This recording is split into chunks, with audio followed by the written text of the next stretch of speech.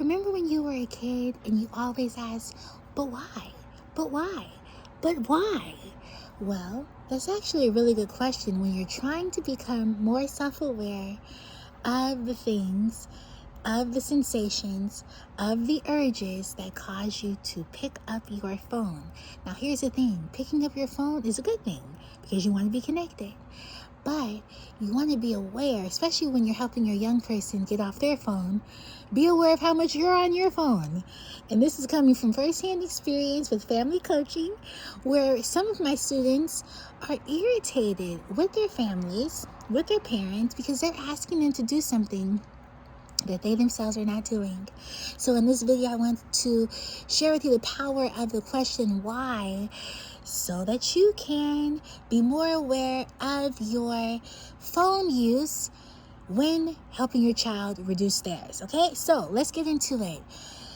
Imagine this is my phone and I have it sitting here face down, and I could just be looking at the trees and singing a song. Someone may call me. Someone may send me a text message. Let me pick up my phone. Now that is the thought. Someone may call me. Someone may text me. Or, has anyone called me yet? Clearly not, because your phone didn't vibrate or ring. But you're anticipating this. Okay? And so you pick up your phone. Before you do that next time, I want you to ask the question, why am I picking up my phone? Why am I picking up my phone? And that can help you to slow down, disrupt the impulsivity of picking up your phone.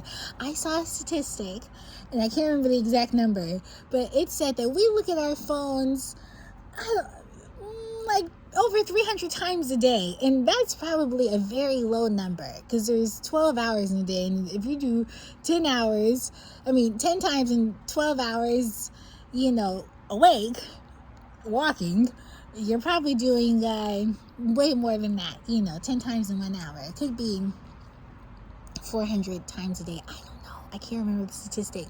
But we look at our phones a lot. And so when you're tempted to pick up your phone, why am I picking up my phone? Why? Just ask that simple question. Because when you get ready to ask your 12-year-old or ask your 14-year-old, why are they always on their phone? For the same reason that you are. And then you can come to them with a little more understanding, self-understanding that you extend to them. Okay? So, first question, simple question. Why am I picking up this phone? Now, we're talking about building self-awareness.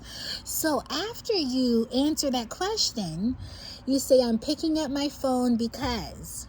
I'm picking up my phone because. And what we're doing is we're building that self-awareness. I'm picking up my phone because. And you're hearing yourself speak your thought out loud, which helps you to build that self-awareness. Hearing your voice outside of your mind helps you to build that self-awareness. And then it's like, well, I'm picking up my phone. And then if you want to really examine your behavior, you say, well, gee golly molly. And you can use that phrase if you'd like. Gee golly molly, I'd like to not pick it up 10 times in 7 minutes, because that's what I'm doing. What am I looking for? Okay? But before you say, I'd like to not do that, you got to know how many times you're picking up your phone. How many times are you picking up your phone in a 10-minute period? So the way to answer that question is to actually put a timer, maybe in the kitchen or maybe on your phone itself. But if you are tempted to look at the timer, then don't put it on your phone. Put it somewhere else. And then just naturally take note of how many times you pick up your phone in a 10-minute period. Okay?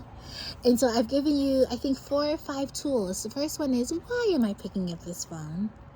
Second one is, I'm picking up my phone because.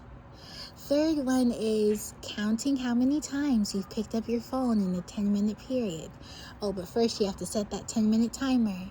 And if you're tempted to look at your phone while the timer is going on your phone, put the timer somewhere else. Okay? Put it in the kitchen. Put it on somebody else's phone. And then you build that awareness. Okay? And then you can say, okay, I have picked up my phone this many times in 10 minutes.